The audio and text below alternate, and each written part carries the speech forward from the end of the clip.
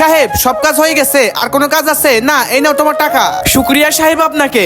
আজকে তো আমি 100 টাকা ইনকাম করছি, এটা বাবার পকেটে রেখে দিই। আরে অনেকক্ষণ ঘুমাইছি, উঠি। আরে 100 টাকা, এই টাকা দিয়ে তুমি জুয়া খেলবো? বাবা আমি স্কুলে যাচ্ছি, ঠিক আছে বেটা। আরে আজকেও তো ভালো করে কাজ করতে হবে, না হলে তো মালিক আমার উপরে খুশি হবে না। আরে সব কাজ তো কমপ্লিট করে ফেলছি, মালিক কাজ শেষ করে ফেলছি, এনে তো টাকা। আজকেও বাবার পকেটে রেখে দিই। আবে আজকেও পকেটে 100 টাকা পেলাম, এটা চমৎকার ব্যাপার। আজকেও তো আমি এই টাকা দিয়ে জুয়া খেলবো। আরে শরীরটা তো অনেকই খারাপ, স্কুল যাবো না, কাজেও যাবো না, শুয়ে থাকি। আরে আজকে তো এই বাচ্চা কাজ করতে আসলো না, ঘুম থেকে উঠে পড়ি। আজকেও তো 100 টাকা ঢুকে গেছে, কি ব্যাপার আজকে টাকা আসে নাই কেন? আরে তুই আমাকে বলেছিস দিন 100 টাকা করে দিবি, কোথায় আমার 100 টাকা? আরে আঙ্কেল আপনি মিথ্যা বলছেন, কেন আমার বাবাকে মারছেন? এরপরে কি হয়েছিল সেটা দেখার আগে এই দুটি ছবির মধ্যে তোমার কোনটি ভালো লেগে থাকে সেটার জন্য ভিডিওটাকে লাইক, চ্যানেলটাকে সাবস্ক্রাইব করে দাও। আর তুমি এক নাকি দুই কমেন্ট করো। আরে বেটা তুই, আরে সাহেব আপনি, আরে তুই চুপ কর। যদি তুই ইনকাম করতি তাহলে আজকে টাকা দিতে পারতাম। আরে আমি তোমার পকেটে দিনতে 100 করে টাকা দিছি, তুমি কি করছো টাকাটা?